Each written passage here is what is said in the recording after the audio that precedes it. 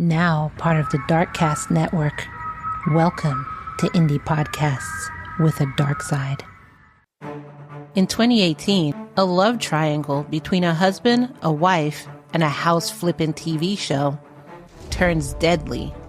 The husband portrayed himself as something he's not, and the wife paid the ultimate price.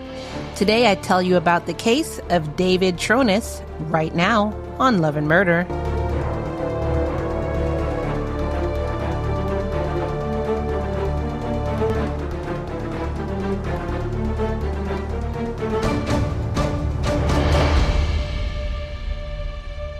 Welcome, everyone. Welcome to Love and Murder, Heartbreak to Homicide, your weekly true crime podcast telling you cases of relationships that turn to homicide. If you're new here, my name is Kai, and I will be your host. Go ahead and listen to this episode all the way to the end.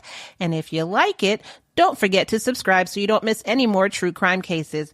If you're a returning lamb, thank you so much, as I always say, for your continued support. Don't forget that you can also subscribe on our Patreon, patreon.com/Love and Murder. And if you're not ready to become a paid sponsor of Love and Murder through the Patreon, then you could totally sign up for free. You still get some benefits for signing up for free. Speaking of Patreon, patreon.com/Love and Murder, I want to thank our sponsors of Love and Murder, the Lamb Patreons. Thank you so much for your monthly donations. And I'll tell you a little bit more about Patreon as we go on further in the show. But in the meantime, grab your butts, grab your delicious glass of apple juice, murderandlove.com/BJ's to get $20 on your first year membership at BJ's. And let's get into some Love and Murder. In 2013, David Tronnes and Shanti Cooper connected through Match.com while both of them were navigating through their own divorces. They quickly bonded over the shared experience of getting divorced, because that could be a traumatic experience for some, and some, it's the happiest time of their lives. David had just moved from Minneapolis, Minnesota to join Shanti in Orlando, Florida. This was the start of their relationship. David presented himself to Shanti as a rich man, telling her that he had inherited between $4 million and $6 million from his father. Now, before even meeting Shanti, David had maintained a 14-year marriage with Carol Tronnes in Minnesota. Carol described their relationship as, quote, good, healthy, and loving, and characterized David as, quote, attractive, smart, and interesting. David's and Shanti's next significant step in their relationship came in April 2015 when David bought a house in Orlando's Delaney Park neighborhood. The 4,000 square foot house on East Copeland Drive cost $607,500 in cash, and it had gargoyles, a pool, garage apartment, and other amenities, and David set up a trust fund arrangement with his mother. First of all, I'm never getting a house with a gargoyle. That's scary to me. So although they bought this particular house, both of them enjoyed a modern, open concept design, and so they started renovations. David had $6 million, right? So they had the money to do it. Even though they were going to go ahead and start doing renovations, the couple still moved into the house. They figured they would live in that garage apartment while the house was being renovated. And while the renovation started, it quickly spiraled into chaos. The main portion of the house became completely uninhabitable, and the couple had no choice but to continue staying in that small apartment above the garage. They bought a $600,000 house, and they're staying in the apartment above the garage. They can't even go in the house. Shanti continued running her successful financial software business while David slept downstairs in the garage near the dogs. I guess he didn't have to work. He had money. After a while, when the first payment was being requested, all eyes went to Shanti. She ended up taking over the financial burden of the house, and she had already invested nearly $250,000 into the failing renovation project. Which my thing is, dude, I thought you had $4 to $6 million. Why is she investing $250,000? Not saying she can't, but if the renovations aren't moving forward, and now you're only looking at her to pay for it, that's where I don't understand. You have $6 million. Even if it's $4 million, you have $4 million. Desperate for a solution, again, you have $4 million. David approached the zombie house flipping production team. An inspection by Keith Ory, who is the host of the TV show, revealed scary structural issues. Quote, when you talk about disassembling a house, you say that it was taken down to the studs. They took away the studs. Also, engineers discovered the house was standing on merely 2 inches of stucco. Quote, they took away all the interior dividing walls, and basically what was left was a 2-story shell. Why did they do this themselves? I don't understand. Like, I would never try renovating a house myself because I have no idea what I'm doing. The show agreed to feature the property in their upcoming season, scheduled to begin filming in May 2018. After all, as the host explained, quote, Zombie House Flipping is a house flipping TV show where we take houses that are the worst of the worst. On April 24th, 2018, David called 911 reporting an emergency at their house. He told dispatchers he had come back from walking the dog and found his wife unresponsive in the bathtub. He alleged that she had slipped and fallen into the tub and drowned in the water that was already in it. Also, David told investigators that Shanti's diamond engagement ring, which was valued at $15,000, was missing. Although David set the scene for what he said and he thought was an accident, emergency responders immediately noticed inconsistencies. Both Shanti and the bathroom were completely dry, even though it had only been minutes since she was reportedly drowning in water, and her injuries didn't align with a simple fall. Also, Detective Teresa Sprague documented the scene, saying that the bathtub floor and walls were dry, the rugs and carpeting were dry, and there was diluted blood traces on walls and blood on Shanti's bed. When asked about the blood, David said that it was from Shanti's menstrual cycle. On the walls? What do you think we do, sir? Forensic analysis shows that the blood wasn't menstrual blood. I mean, I'm not in law enforcement and I could have told him that. What do you think? We take off our pads and sling it at the wall before we put it in the trash? Like, why would there be blood on the wall? I could understand some blood, like, drops on the bed, but you can't explain away on the wall. Detectives Barbara Sharp and Detective Teresa conducted David's interrogation at the Orlando Police Department. Throughout the 14-hour questioning, David showed unusual behavior, alternating between emotional outbursts and a composed demeanor. Detective Sprague noticed several things during the interview, such as David's change in timelines of events, his selective cooperation with evidence requests, and unexplained gaps in his story. Also, David immediately provided his clothing and initial evidence without hesitation. However, his account of discovering Shanti didn't sit well with detectives. He described returning home to an eerie silence, claiming he heard, quote, slowly trickling water before finding his wife. He told them that he found her, quote, in rose-colored water. Ultimately, investigators challenged his version of events. Quote, you left out something because this woman has significant injuries. As the interrogation continued, David's attorneys argued that their client was, quote, physically and mentally exhausted from the lengthy questioning. And I'll actually have the interrogation in the Patreon, patreon.com/love and murder.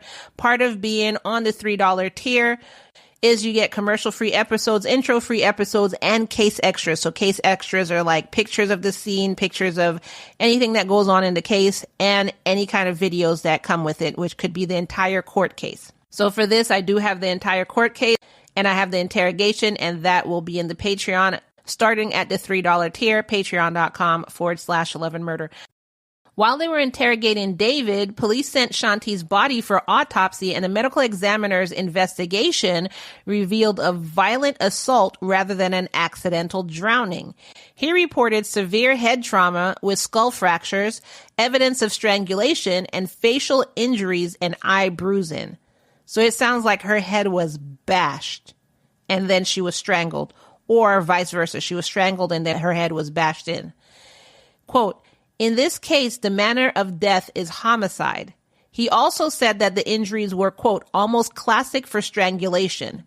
Investigators determined that she had been attacked in the bedroom before her body was staged in the bathroom in an attempt to disguise the crime. Now, if you were trying to disguise a crime and you were saying she was found in water, why was everything dry? Notably, throughout the investigation, and like I told you, David was already acting weird, and throughout the entire investigation, David was continuing to act weird, showing no emotional distress or tears over his wife's death. The detective's notes accused him of, quote, fake crying and showing, quote, not a lick of remorse. He stuck to his story, though, even though the physical evidence contradicted his claims. He said, yeah, I said what I said, and I'm doubling down on that. And the police were like, yeah, but the evidence says something completely different. So on August 30th, 2018, he was arrested and charged with first-degree murder. So David, now being in jail, said that he was poor and requested a public defender, which he was granted. His trial was supposed to start on June 5th, 2023, and in the meantime, police continued their investigation. Why is the trial so far away? Through more digging, investigators revealed that David maintained extensive ties to Club Orlando, a same-sex bathhouse that he maintained throughout his marriage to Shanti, which if I were Shanti, I would be like, how are you affording this Club Orlando, but you can't afford to help us finish fixing this house? And I'm just saying that doesn't mean that Shanti did know that he had, because, you know, some people hide stuff. And this guy, I'm pretty sure he was hiding a lot of stuff. Records showed that he visited the establishment approximately 78 times since June 2016. And David renewed his membership every 6 months, visiting as recently as 13 days before Shanti's death. Also, investigators uncovered that David orchestrated elaborate financial deceptions. His claims of inheriting $4 to $6 million was an absolute lie. Just like saying he had about $800,000 to $900,000 in cash from real estate success. So basically, everything he told Shanti was a lie. That's why she had to put up the $250,000 because he never had it in the first place. Investigators found a joint bank account with his ex-wife, Carol. Excuse me, what? He had a joint bank account with Carol, his ex-wife, containing upwards of $500,000. And this joint bank account with his ex-wife remained active even after their divorce. When questioned, Carol claimed that she had, quote, forgotten to take her name off the account. Bullshit! Bullshit! An account with $500,000, you just conveniently forgot to take your name off? No, you didn't. No, you didn't. I would go through those bank statements to see how many times she took money out of there or put money in there. Anyways, apparently Shanti had found out about this, just like she found out he was broke. Let me know in the comments below if you found out that your significant other has a joint bank account. Not that they have kids and so that you have a joint bank account for a reason, but they're just exes, no kids involved, nothing that gives them ties together. But you found out that they had a joint bank account and they had $500,000 in there. And I don't know, you're paying for everything. Let me know in the comments below what your reaction would be. I really want to hear your reaction. They also found out that David had just recently made a shell company. Now, for those of you who don't know, and I'm mainly talking to myself here, a shell company is a legally structured corporation that has no meaningful asset or business operations. While not all shell companies are illegal, they are sometimes used to disguise business ownership or to conceal illegal activities. They can be established in the U.S. or abroad. So, David had just opened up a shell company with $500,000 in a joint bank account with his ex-wife and a bunch of lies about how much money he has or doesn't have. That seems pretty shady to me. Now, I don't know if this was tied to the shell company or just on its own, but investigators also found hidden accounts containing $112,000 under David's sole control.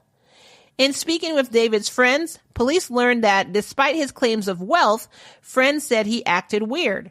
Melissa Berzinski, a close friend, told police that, quote, he always talked about how he had a ton of money, but she couldn't figure out why he was such a miser. And by she, Melissa meant Shanti. Quote, we all thought we knew David Tronnes. Come to find out, what we knew was a facade. He was living a total lie. Of course, all of these discoveries contradicted David's claims of poverty when requesting a public defender. Prosecutors presented evidence of, quote, misrepresentations made to this court. David was confronted in court and he maintained ignorance about his financing, whispering to lawyers that he, quote, doesn't get his financial statements and has no clue how much money he has.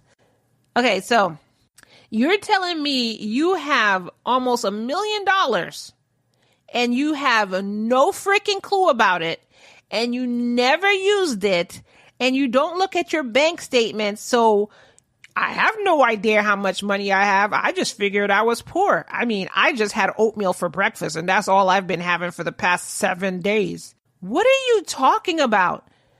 I don't get my financial statements, so I have no clue how much money I have, so I just figured I was poor. Okay, Kai, shut up.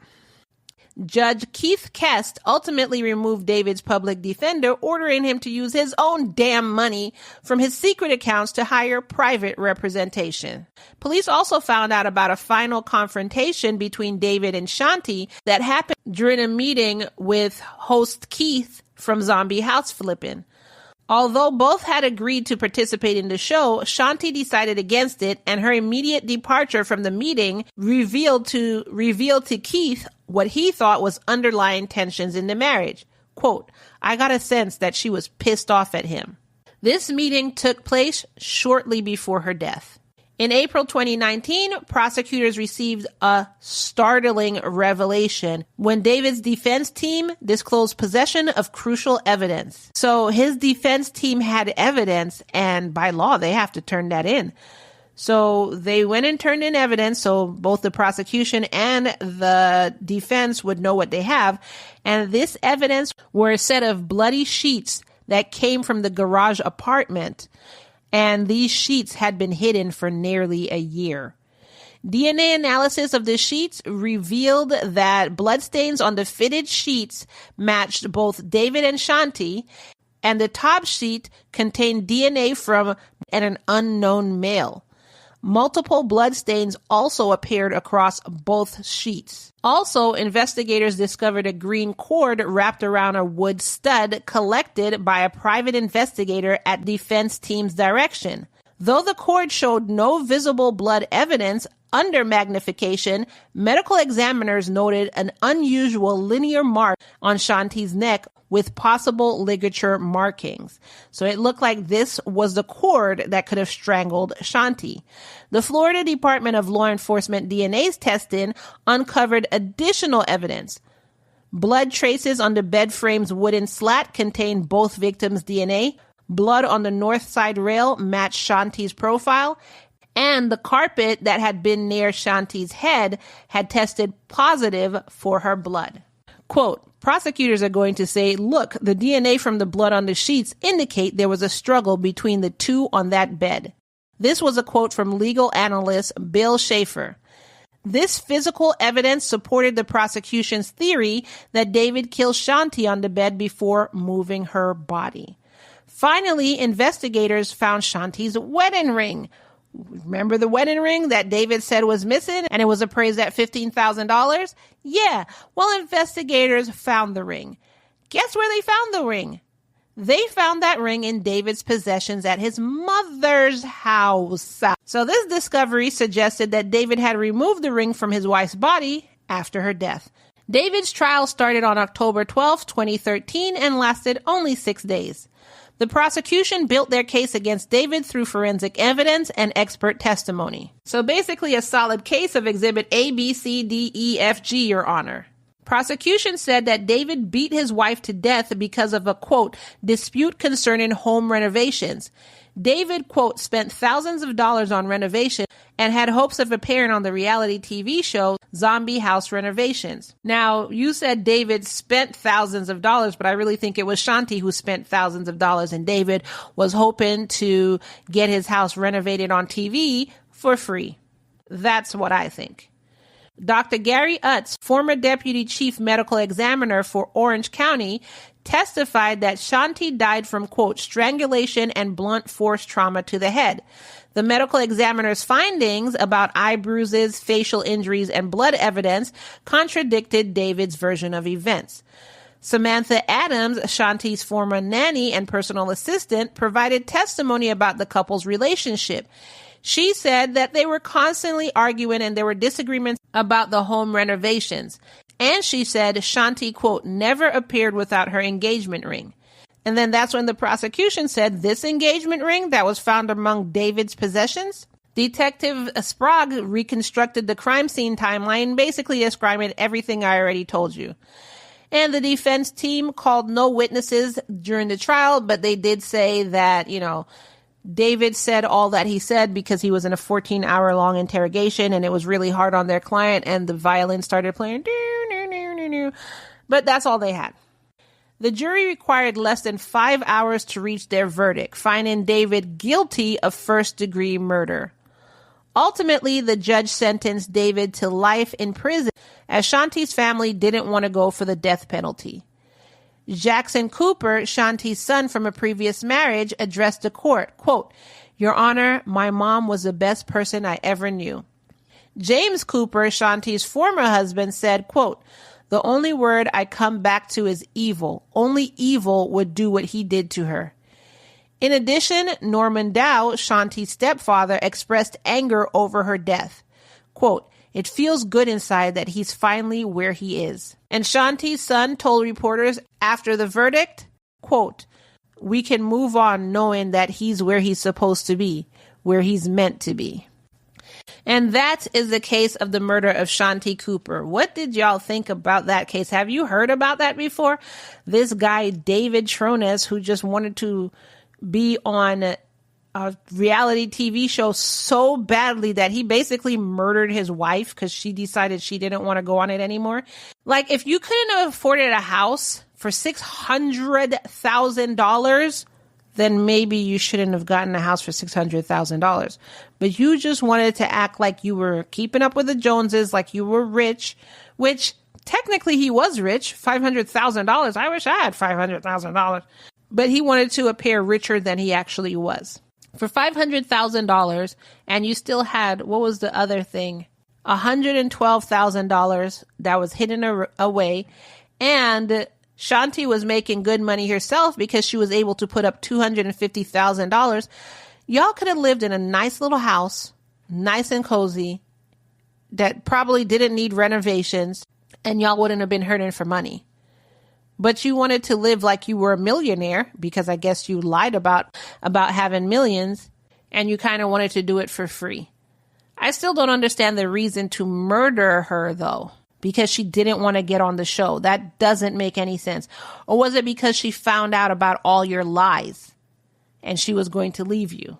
Then let her leave.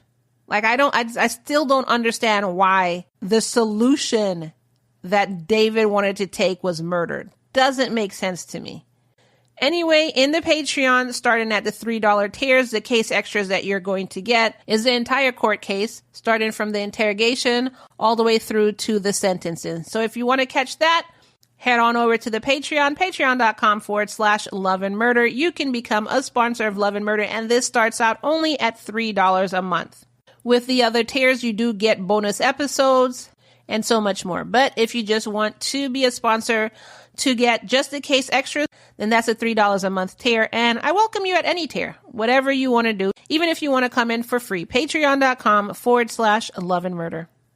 And let me go ahead and read some of the comments that I have from you. Now, this first comment, I don't think I read it before, but if I did read it before, I apologize. But this comes from the case of Matthew Farwell. And it was titled, "When a Mentor Becomes a Monster, Then a Murderer."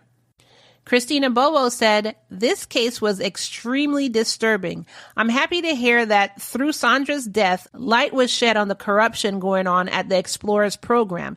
It's sad that it took her death for this disturbing pattern of behavior to come to light, and I'm left to wonder how many more victims are out there. I can't imagine the fear of dealing with a cop and knowing that there's nobody to call if they do you wrong. He was very abusive in every way. I wonder what his relationship was like with his wife. That scum had the nerve to leave her in a blizzard while she was given birth by C-section to his child to go kill another woman who was also preggo with his baby. Then the twin and another cop, WTF. She was failed by multiple people. I hope justice is served." She also continued on saying, "Shout out to the family who said, run that back. Let's set up our own investigation. I wouldn't be surprised if this was an open and shut case initially because of the connection to the local PD. They knew this man was a predator, and instead of investigating him, they told him the lowdown, which led to the unfortunate demise of a pregnant woman. That entire PD has blood on their hands. Also, circling back, because these three mofos were allowed to retire, not suspended, not fired, not placed on leave. Retire. Taxpayers in that community should be outraged. And yeah, I completely agree with what you said. And I just want to point out that it didn't take her death to shed light on the department, because remember, the department had reported it as a suicide, and they had left it like that for how many years? It actually took her parents, because if it wasn't for her parents, if her parents were like, okay, we just believe what you just said, we believe the reports that came out, etc. No, they didn't. It took her parents not believing all of this and spending their own money to get a renowned ME to fight this corruption. That's what shed light on the department. It wasn't just her death. And Stacey Marie said, I do remember hearing this a while back, and it's been back in the spotlight recently. Thank God that family did what they did and did not take it laying down. So many families must feel trapped about what to do next financially and knowledge base wise. I can't imagine. One fact about the case my head is stuck on is that he literally took his wife to give birth to his child, a new life, did not stay, ran out and murdered his lover and his other child, another new life, just ended it like their life was nothing while its brother or sister is being born. That is literally the coldest evil. Yeah, Stacey, that when I found that out, that's why I was at the end. When I found that out, I was like, what? Left his wife, who was in labor, to go through a snowstorm to kill his other woman who was pregnant with his child. And if you missed this case, the link to that case is in the show notes below, and you can listen to that entire episode and leave your own comments. The next case I have is this pedophile pushed a boy off of 100-foot cliff so that he could sexually assault the boy's sister. And it was the case of Anthony Stocks. Again, link is in the show notes below. You don't want to miss this case. And Marina Jean said, wondering where the mom was all these times her young children were off with this man. That was one of the things that I said in the episode. I was wondering where the parents were. Not just the mom, the parents. Where are your parents? Why was it only the boy watching out for his sister? And he's only I think he was 10, 11, something like that. He wasn't that old, but he was the only one trying to watch out for his sister. You got to listen to the case. The link is in the show notes below, but you got to listen to this case. Then I have 2 bonus episodes from the Patreon. Again, if you want to get bonus episodes, that's in the $5 tier and above, patreon.com/love and murder. And this first bonus was on the case of Shannon Grant, which was a case of a man who tortured and murdered his girlfriend. Husna said, this is a horrible crime. The pain and torture she went through cannot be imagined. And even though this is a Patreon episode, I still have the link in the show notes below if you're interested in becoming a Patreon and listening to that episode. And the next bonus comment that I have is from Miriam Rodriguez. This mother took on the entire cartel to find her daughter. KB123 said, a mother's love knows no boundaries. There's no protection because there are people in law enforcement being paid to look the other way. It's sad what the effect of the love of money has on people. They will get theirs one day. The end of this case was pretty sad. I mean, she did more than the police did in helping her daughter, but the end of this case was really sad. Again, that was a Patreon episode for the $5 and above tier. If you want to hear that, the link to this one is also in the show notes below. And that is all I have for you today. I do want to hear your comments on this David Tronnes episode. It was a crazy one. And if you're asking why it happened in Florida, so why didn't I do it as a Florida Man Friday? I actually intended to, but as I was having a mental breakdown because every episode was taking me, basically I was working 80 hours a week and I couldn't understand how to lower my time. And then I reminded myself, oh yeah, Wednesdays and Fridays aren't supposed to be deep dived long cases. They're supposed to be very short cases. And I've been killing myself with so much work because I forgot about that. So I changed up my Friday episode and this one was more of a Monday episode. because it was a longer case and it required much more research and much more digging. And that is why this, even though it's a Florida case, turned into a Monday episode. And that's all I have for you today. And as we end every full episode, I want to remind you that it's all love and no murder. I'll see you in the next case, and stay tuned for my commercial guest.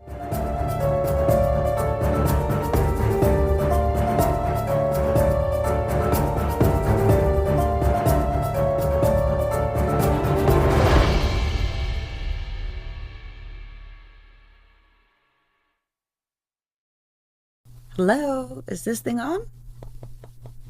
Okay, good. I am sorry to interrupt your listening pleasure, but my name is Tiffany, and I'm here to tell you about my podcast, True Crime Connections. It's an advocacy podcast that talks with real survivors about real shit. This is the place you want to be if you've been in a toxic relationship or anything tragic has happened to you and you're looking to find your strength and healing. No two episodes are alike, but they all give you useful tools that you can take with you. So make sure to find me on your favorite podcast platform, or you can go to truecrimeconnections.com and come join the hope building community. See you there.